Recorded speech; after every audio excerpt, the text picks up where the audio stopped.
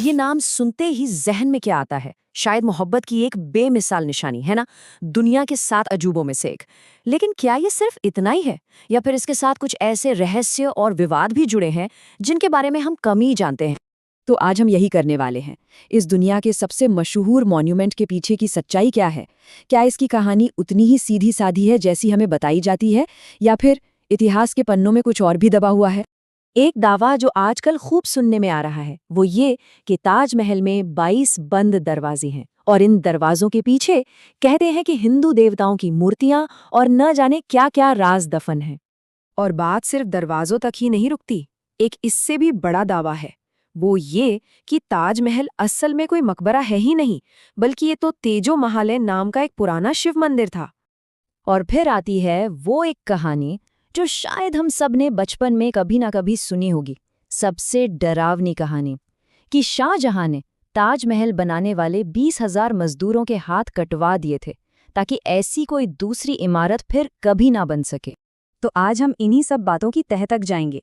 सबसे पहले जानेंगे कि इसकी असल कहानी क्या है, फिर उन बंद दरवाजों का सच, तेजो महालय वाली थ्योरी, और आखिर में समझेंगे कि सच और कहानियों की ये विरासत कैसे बनी। अब देखिए, किसी भी दावे को परखने से पहले ये जानना तो जरूरी है ना कि जो कहानी सब जानते हैं, यानी जो ऑफिशियल हिस्ट्री है, वो क्या कहती है। तो चलिए पहले शाहजहां और मुमताज महल की उस मशहूर प्रेम कहानी पर एक नजर डालते हैं। तो कहानी शुरू होती है प्रिंस खुर्रम से, जो बाद में शाहजहां बने। 1612 में उनकी शादी हुई अर्जुमंद बानो बेगम से, जिन्हें हम मुमताज महल के नाम से जानते हैं। फिर 1631 में अपने 14वें बच्चे को जन्म देते हुए मुमताज महल की मौत हो गई। कहते हैं कि शाहजहां इस गम में बिल्कुल टूट गए थे और बस अपनी बेगम की याद में ही उन्होंने एक ऐसा मकबरा बनवाने का फैसला किया जैसा दुनिया ने पहले कभी न देखा हो। और ये कोई छोटा मोटा काम नहीं था। जरा सोचिए, करीब 22,000 मजदूर लगे, 1,000 से ज्यादा हाथियों का इस्तेमाल हुआ सामान ढोने के लिए। सफेद संगमरमर तो राजस्थान से आया, लेकिन जो कीमती पत्थर इसमें जड़े हैं वो चीन, तिब्बत, श्रीलंका, यहाँ तक कि अरब से भी मंगवाए गए थे। मतलब एक तरह से ये एक ग्लोबल प्रोजेक्ट था। तो ये तो हुई ऑफिशियल कहानी। अब आते हैं पहले रहस्य पर, वो 22 बंद दरवाजे। अभी हाल ही में 2022 में एक पेटिशन फाइल हुई थी कोर्ट में, जिसमें इन्हीं दरवाजों को खोलने की मांग की गई थी। दावा क्या था कि इन बंद दरवाजों के पीछे हिंदू देवी देवताओं की मूर्तियां और न जाने कौन कौन से राज हैं। लेकिन आर्कियोलॉजिकल सर्वे ऑफ इंडिया यानी ASI जो इसकी देखरेख करती है, उनकी कहानी बिल्कुल अलग है। उनका कहना है कि ये कोई 22 अलग अलग कमरे नहीं हैं, बल्कि ये एक लंबा सा गलियारा है और इसे बंद इसलिए रखा गया है ताकि लोग बेवजह वहां जाकर भीड़ न लगाएं और इस पुरानी इमारत को कोई नुकसान न पहुंचे। और जब ये विवाद बहुत बढ़ा तो ASI ने इन दरवाजों के पीछे की तस्वीरें भी पब्लिक कर दी। ये जो तस्वीरें हैं, ये मरम्मत से पहले की हैं। इनमें साफ दिख रहा है कि वक्त के साथ दीवारों में कुछ टूट-फूट हुई है, कुछ नुकसान हुआ है। और अब ये देखिए, ये मरम्मत के बाद की तस्वीरें हैं, एकदम साफ सुथरा। तो तस्वीरों से तो यही पता चलता है कि अंदर कोई रहस्यमयी मूर्तियां नहीं थीं, बल्कि ASI अपना रेस्टोरेशन का काम कर रही थी ताकि ये शानदार इमारत आने वाली पीढ़ियों के लिए भी सलामत रहे। अच्छा, दरवाजों की बात तो हो गई। अब आते हैं सबसे बड़े और सबसे पुराने दावे पर, तेजो महालय थ्योरी। आखिर ये बात आई कहाँ से कि ताजमहल असल में एक शिव मंदिर था? तो इस थ्योरी को सामने लाने वाले थे PN ओक, जिनका पूरा नाम था पुरुषोत्तम नागेश ओक। वो एक लेखक थे, इतिहास में दिलचस्पी रखते थे, लेकिन उन्हें एक प्रोफेशनल हिस्टोरियन नहीं माना जाता। क्यों? क्योंकि इतिहास को देखने और लिखने का उनका तरीका बहुत ही अलग था। उनका तरीका समझने के लिए एक उदाहरण लेते हैं।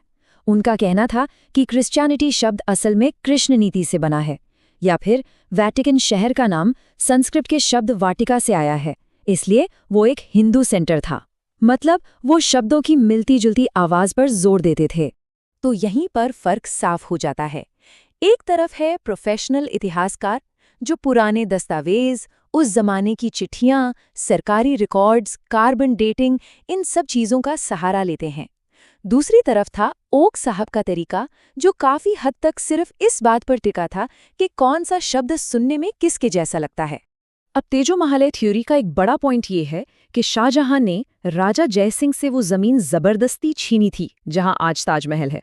लेकिन जो हिस्टोरिकल रिकॉर्ड्स हैं वो कुछ और ही बताते हैं। रिकॉर्ड्स के मुताबिक राजा जयसिंह ने वो जमीन, जो कि उनकी एक हवेली थी, अपनी मर्जी से दी थी और बदले में शाहजहां ने उन्हें 4 दूसरी हवेलियां या महल दिए थे। कमाल के बात तो ये है कि इस लेन देन के सारे कागजात वो आज भी जयपुर के सिटी पैलेस में रखे हुए हैं। तो सवाल यही उठता है कि अगर रिकॉर्ड्स इतने साफ हैं तो फिर ये दूसरी कहानियां इतनी पॉपुलर क्यों हैं? खैर, इस पर बाद में आते हैं। पहले आखिरी और सबसे मशहूर मिथक की बात कर लेते हैं। कहानी ये कि शाहजहां ने उन 20,000 कारीगरों के हाथ कटवा दिए थे जिन्होंने ताजमहल बनाया था। ये बात लगभग हम सब ने कहीं न कहीं सुनी ही है ना? लेकिन जरा लॉजिक लगाकर सोचिए, क्या ये मुमकिन है? 20,000 लोग, क्या वो चुपचाप लाइन लगाकर खड़े हो जाएंगे अपने हाथ कटवाने के लिए? कोई भगदड़ नहीं होगी? और चलो मान भी ले कि ऐसा हो गया, तो इसके ठीक बाद शाहजहां ने दिल्ली में अपनी नई राजधानी बसाई, जिसे शाहजहानाबाद कहते हैं। लाल किला बनवाया, जामा मस्जिद बनवाई। तो क्या उनके लिए नए कारीगर आसमान से आते? और सबसे बड़ी बात, इस कहानी का एक भी सिंगल पीस ऑफ एविडेंस नहीं है। न तो कोई आर्कियोलॉजिकल सबूत मिला है, न ही उस जमाने के किसी इतिहासकार ने इसके बारे में लिखा है, और न ही उस दौर में भारत आए किसी विदेशी यात्री ने इसका जिक्र किया। उल्टा इसके खिलाफ सबूत हैं। ताज के पास ही ताजगंज नाम की एक बस्ती है जो उन्हीं कारीगरों के लिए बसाई गई थी, और उनके वंशज आज भी वहां रहते हैं। और जैसा मैंने कहा, उन्हीं लोगों ने बाद में दिल्ली का लाल किला और जामा मस्जिद भी बनाया। तो इन सारी कहानियों, दावों और विवादों से इतर एक सच्चाई ये है कि ताजमहल आज भी आर्किटेक्चर का एक बेजोड़ नमूना है, एक यूनेस्को वर्ल्ड हेरिटेज साइट है और भारत की सबसे कीमती धरोहरों में से एक है। तो आखिर में एक सवाल पर आकर रुकते हैं कि आखिर ऐसा क्यों होता है कि कभी-कभी हमें दिलचस्प कहानियां ऐतिहासिक तथ्यों से ज्यादा सच्ची लगने लगती हैं? ये सोचने वाली बात है ना?